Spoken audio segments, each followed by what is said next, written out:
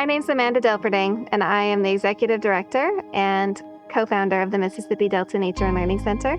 I was part of Cohort 4 with Teach for America, the TFA Fellows Program. And I'm John Delperdang. I'm a co-founder and consultant here with the Nature Center, and I'm a graduate of the first cohort and the fourth cohort of TFA Fellows. The Nature Center's mission is to care for the earth and the people who live here. And we do that through educational programming for youth and children and adults. We want more kids and their families to get outside and connect to the world around them.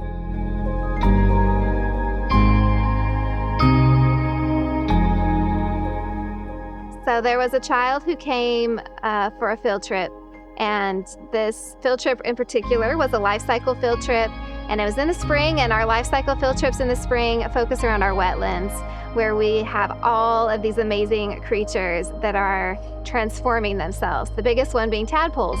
And so we focus a lot on tadpoles, and when we told the kids that it was time to go catch tadpoles, there was one girl that was like, "No way, I am not touching those. I want nothing to do with that. That is disgusting, no."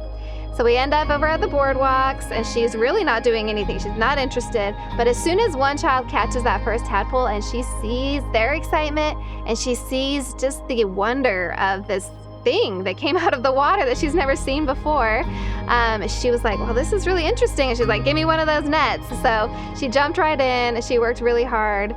Unfortunately, she didn't catch one, but she was so disappointed that she was in tears when she left because she just wanted to have that connection to the natural world that she was initially very afraid of. And I think that right there shows what the Nature Center can do for kids, for adults, and for our world, is to connect.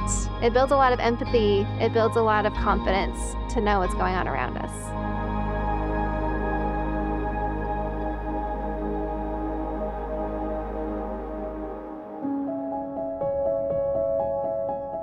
Back in 2019, we're driving, I think, to the grocery store, and Amanda points to a sign and says, "I saw this before. It says land for sale. We should look into it." And me, being a supportive husband, said, "Sure." So when we saw that piece of land for sale, the reason why I was so excited about it, the reason that made me want to purchase this land, is that prior to this, I had been teaching at a local elementary school, and I was given the opportunity to start a garden there. And being able to see the kids come alive when they go outside was really what sparked this drive. Right after we purchased this land is when we joined the Teach for America Fellows Program. So having that support from that Fellows Program, the mentors and the guidance, developing the social entrepreneurship project was really integral to the success, I think, that we've had today, because it got us a really good foundation of this is what you have to do. So you can't just start something. You have to have the paperwork. You have to incorporate it as a nonprofit. So we were able to get the support to be able to do all of that. And then after that, it was a lot of grant writing, which is what John really is passionate about. So writing those grants, reaching out to people in the community, and taking this idea, all the plans on paper, and turning them into an actual space. So 2019, we purchased the land, part of the TFA Fellows. Throughout that whole time, really getting all those plans solidified, finding our first set of funding. TFA Fellows was a really big part of that funding initially as well. So putting all of those pieces together, we were able to also get support from AmeriCorps with an NCCC team, and that team came November 2022. They helped build all the spaces in the children's garden. And then we continued that building. We finished the visitor center and were able to open November 2023. Greenville is kind of a place where we were brought to and told that there was a need for teachers, there was a need for education through the Teach for America. And it turned out to be a really great fit that both of us, we saw some people that were teachers here for 2 years, and then they decided to go somewhere else in the nation. But we really felt a calling to stay here and to build a home here, eventually building a family here.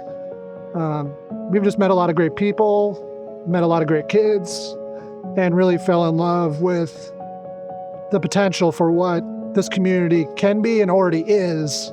And we're just trying to bring out the positivity that each person already has, and let that shine. When we look around the Delta, we see a lot of challenges, but I think the solution is all around us, which is to engage more with the natural world.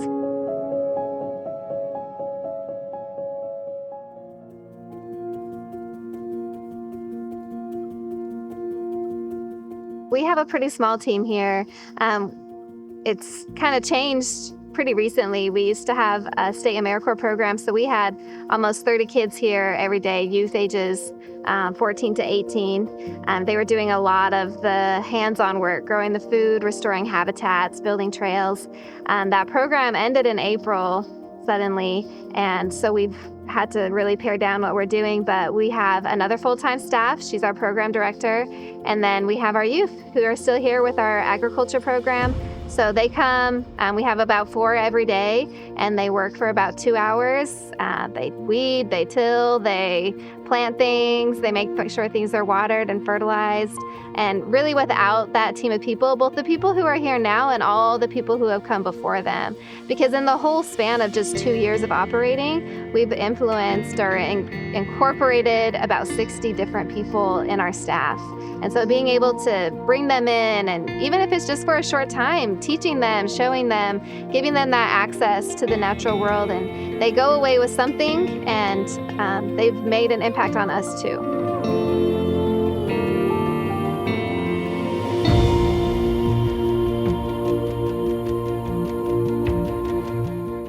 So the future of the Nature Center, I think, is really exciting. In about 2 years, I think that we'll see probably double or triple the number of people that are visiting us annually. Both people who live here and visitors, right? People who are coming to the Delta to explore the Delta, and we have this really easily accessible natural space where they can see the beauty of the Delta. So that's the first, next 2 years. I think in 5 years, we're going to be able to do a lot more programming that's very consistent and that's year-round, because we'll be able to have an indoor space that is always there, and a space where we can really bring in the community. So it's not just for our programming, but it's for other organizations as well, just to be able to say, hey, let's go do this at the Nature Center, whatever it is that they want to do. And then in 10 years and beyond, I think that the Nature Center will become one of those community fixtures where everyone's just like, what's going on at the Nature Center? Let's go see, Oh, we haven't been there in a while. Let's go check out what they have going on now. Or we go every week for yoga outdoors, whatever it is, but it's just very much a part of everybody's routines. And not just the Nature Center, but the things that we do at the Nature Center. And so what I'm hoping to see is people planting more native plants, people using the fruits and the vegetables and the herbs and the flowers that we're growing for the community, and those becoming such an integral part of their lives to improve health, to improve overall wellness, and all of that is because of TFA fellows, really, started all of this where we are today.